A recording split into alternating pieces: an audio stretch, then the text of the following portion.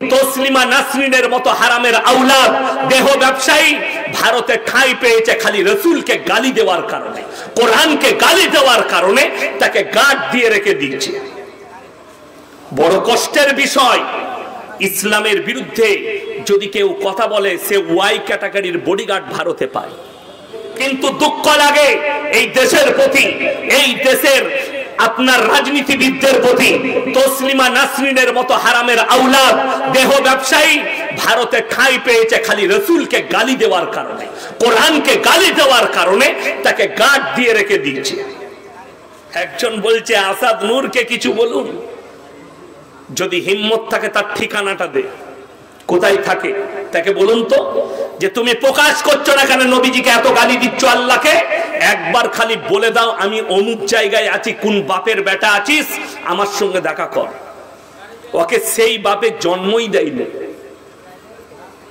আমি হারামের আওলাদ বলছি তসলিমা নাসরিনকে। অনেকজন মনে করছেন কেন, আমার কাছে দলিল আছে। কি আছে বললাম? দলিল। বইটার নাম লজ্জা, লেখক হচ্ছে তসলিমা নাসরিন। বইটার নাম কি বললাম? লজ্জা। এই লজ্জা বইয়ের তসলিমা নাসরিন নিজে লিখেছে। আমি আমার মাকে আমার চাচার মশারিতে দেখেছি।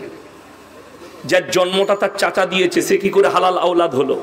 কথাটা বুঝতে পেরেছেন না পারেননি? সে তো হারামের আওলাদ। তাকে যারা সাপোর্ট করে তাদের জন্মটাও ঠিক এই ধরনেরই হয়ে আছে। অনেকজনের গায়ে লাগবে। স্পষ্টবাদী লেখিকা যদি স্পষ্টবাদী লেখিকা হয়, আল্লাহর রাসূলের হাদিস, তুমি তোমার ভাই, তোমার মা বাপ, তোমার প্রতিবেশী কেউ যদি পাপ করে আর তোমার হাতে ধরে বলে ভাই পাপটা দেখে নিয়েছো, আমি জীবনে আর করবো না, ইস্তেগফার করছি, এটা তুমি কেউ কি বলো না। মুমিন ব্যক্তি সে যে দিলেতে গেঁথে রেখে দিয়ে কারো কাছে প্রকাশ করবে না। আল্লাহ তোমার হাদিসে আছে 10টা বড় গুনাহকে গোপন করবে কিয়ামতের দিনে। যে নিজের মায়ের দোষটা কাগজে কলমে লেখে সে কি করে চরিত্রবান হতে পারে লেখিকা? আমার ভাই, আল্লাহর কসম করে বলে যাচ্ছি, ইসলাম এই শিক্ষা দেয়নি। যদি বলেন সে তো মুসলিম ঘরে জন্ম নিয়েছে, নাজিয়া ইলাই খান মুসলিম ঘরে জন্ম নিয়েছে, ওই জন্য আল্লামা ইকবাল লিখেছেন ইস ঘর কো আগ লাগি ঘর কি চিরাগ সে। মুসলমান তোমরা নিজেদের ঘরে নিজেরা আগুন ধরিয়েছো। আপনার ছেলে কলেজে যায়, আপনার ছেলে ইউনিভার্সিটিতে যায়, আপনার ছেলে স্কুলে পড়ে, একদিন যদি ছেলে কামাই করে টিউশন, মা মারে না? মারে না? বাপ মারে না? মারে না? আপনি বাবা হয়ে বলেন যে আমি এত টাকা দিয়ে টিউশন রেখেছি, টিউশন কামাই, আমি এত টাকা দিয়ে স্কুলে পড়াচ্ছি, স্কুল কামাই। আপনার ব্যথা লাগে। হাই রে মুসলমান, 20 বছর বয়স হয়ে গেল, জীবনে এক ওয়াক্তের নামাজ পড়ে না। তুমি তোমার ছেলেকে কোনোদিন বললে না যে আজকে নামাজ না পড়লে তোমাকে ভাতই দেবো না? ঠিক বললাম না ভুল বললাম? কেউ বেটার উপর অত্যাচার করে নামাজ না পড়ার কারণে।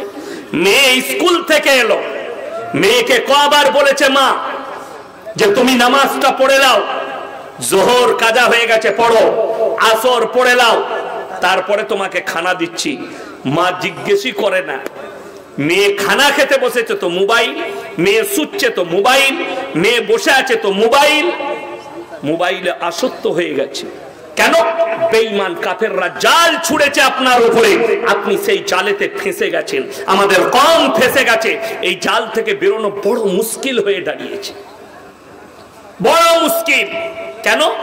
বেঈমান কাফেরদের মেহনতি হচ্ছে এদিকে কোরআন থেকে বিচ্ছিন্ন করে দাও, রাসূলের হাদিস থেকে বিচ্ছিন্ন করে দাও, এদিকে উলামা থেকে বিচ্ছিন্ন করে দাও, এদিকে মাদ্রাসা মসজিদ থেকে বিচ্ছিন্ন করে দাও।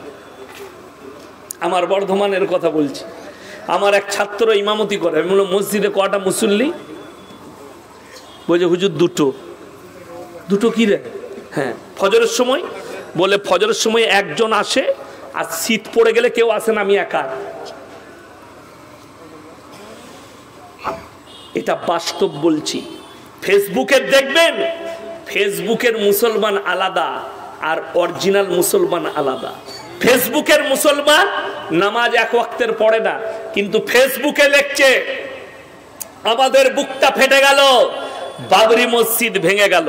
তুমি কাঁদছো বাবরির জন্য, আর তোমার মসজিদ কাঁদছে তোমার জন্য, তুমি জীবনে নামাজ পড়তে যাও না। এটাই হচ্ছে দুঃখের, এটাই হচ্ছে বেদনা। অথচ রাসূল সাল্লাল্লাহু আলাইহি সাল্লামের হাদিস, যার নামাজ নেই তার মধ্যে ইসলাম নেই। যার নামাজ নেই তার মধ্যে ইসলাম নেই। আমাদের দেশের অনেক লোক আছে জানেন, ভালো লোক। কেমন ভালো লোক? তারা বলে আমরা নামাজ না পড়তে পারি, আমার মতো ভালো লোক গ্রামে নাই। এরকম মাল আছে না নাই? গাধা আছে, নামাজ পড়ে না কিন্তু বলে আমার মতো ভালো লোক পাবি না। তাদের জন্য মারাত্মক কোরআনের উপদেশ। যারা এটা ভাবেন, বাস্তব কথা বলে যাচ্ছি, এমন লোক আছে সব ভালো কাজ করেছে কিন্তু জীবনে নামাজ রোজা করে না। কথাটা বুঝতে পেরেছেন না পারেননি? নামাজ রোজা করে না।